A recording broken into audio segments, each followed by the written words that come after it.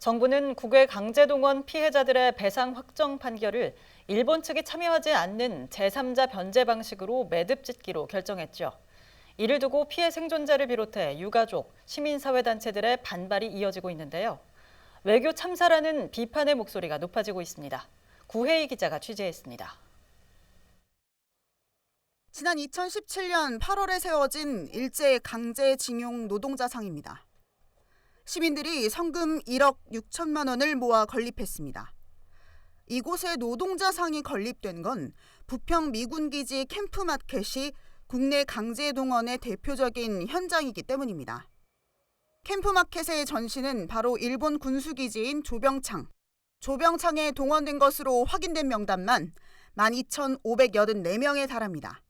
오는 16, 17일 일본 도쿄에서 열리는 한일 정상회담을 앞두고 인천 지역 시민사회단체와 진보정당들이 이곳에 모였습니다.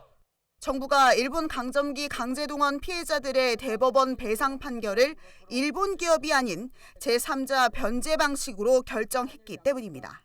사죄배상 없는 강제동원 기록해법 철회하라!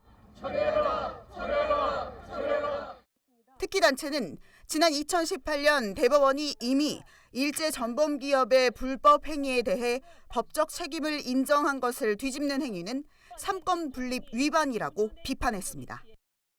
일제 강점의 불법성과 전범 기업의 반인도적 불법 행위에 대한 법적 책임을 인정한 한국 대법원의 2018년 판결을 정면으로 부정하는 것으로 삼권 분립 위반이자 민주주의 파괴 행위다.